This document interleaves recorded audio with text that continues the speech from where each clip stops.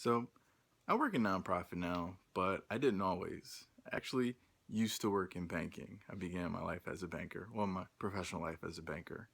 And so it was right after school, and I did pretty okay. I did pretty well in my company. So early on, I was promoted to manager. That's a big deal, right? Manager, yay. But when you're young and a manager, there's a lot of obstacles you have to deal with. You have to deal with your fellow managers not being so happy because you're younger than them and what have they been doing. You have to deal with the employees that you maybe used to be on the same level with, kind of seeing you, hey, just yesterday you were next to me in this line, and now all of a sudden you're my boss. And it creates a little bit of tension sometimes that can create jealousy and other things like that. Um,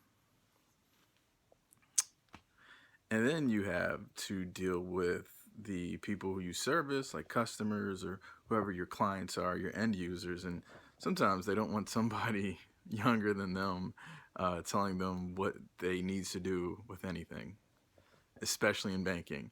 People don't trust somebody younger than them with their finances a lot of times because it's like, you're a kid. What do you know about finances?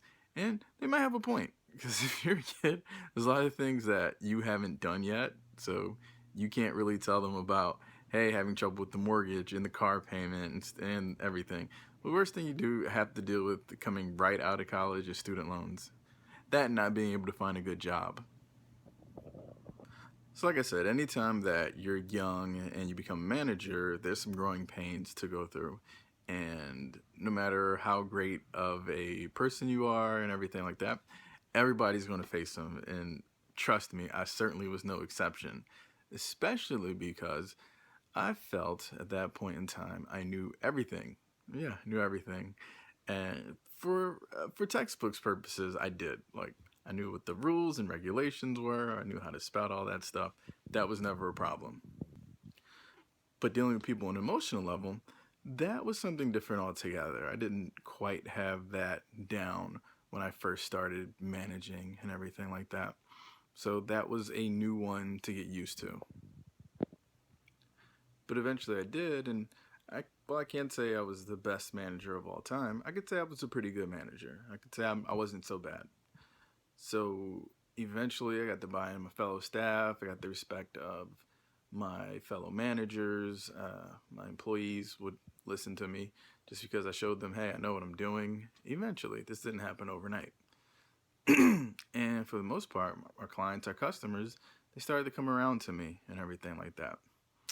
But the other problem is when you're young and a manager, people don't always know you're the manager. They just think you're another worker, which technically, as a manager, you're just another worker. You just happen to be the leader of that working squad, but you're still another worker. That's what it is. If you work anywhere, unless you're the CEO, you're just another worker. And most customers are actually okay. You usually hear nightmare stories about customers, but a lot of times there are more. I would say the good customers, the good clients, do outweigh the bad clients. It's just whenever it's human nature to remember the really bad interactions more so than the really great ones. It just happens that way because you can just recall them so vividly and like that was so terrible. That was a drain on my soul. So one day, as I was working with my fellow employees, we were going about our business like usual. There was this one customer that came in, and they were irate over something. So they started yelling at my staff and everything like that. My staff tried to handle it. I didn't even hear them yelling at first, but then I came over and saw the problem was uh, essentially the customer was actually wrong. I know it says the customer's always right, but they were wrong. They were trying to do something that it was impossible for us to do, and we had to let them know. And they're like, "Well, this person did that." And it's well, we checked, and they didn't actually do that. That never happened for you. Right now, you're just trying to pull one over on us, which is okay. It happens, but we can't let it happen.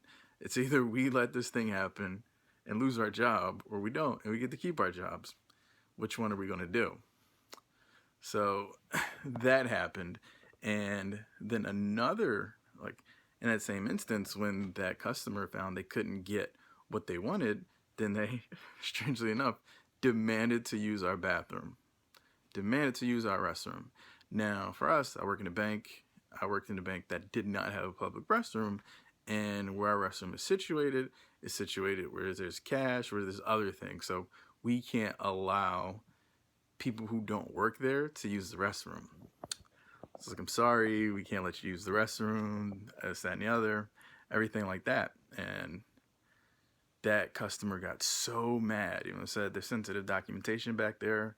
I understand your frustration. There's a bathroom. We were surrounded by a lot of retail stores, so I said there's a bathroom that way and that way. Customer was not trying to hear it, so they said, you know what?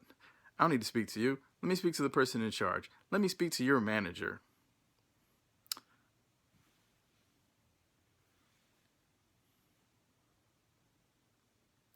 Nice to meet you. See, I'm not going to say I didn't take pleasure in doing that because I definitely did. But so many times when people didn't get their way, I had them try to pull that card, the let me speak to the manager card. Now, I never really threw my title around because, like I said earlier, we all work there. We all work there. So I would never say, hey, I'm the manager and you got to listen to me. I would always try to appeal to them emotionally and logically. And then if all else fails, I pull the, well, it's my decision. That decision is final because I'm in charge card.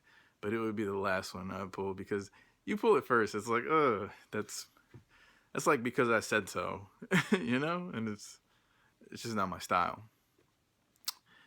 But sometimes it felt good to tell somebody, hey, I'm the manager.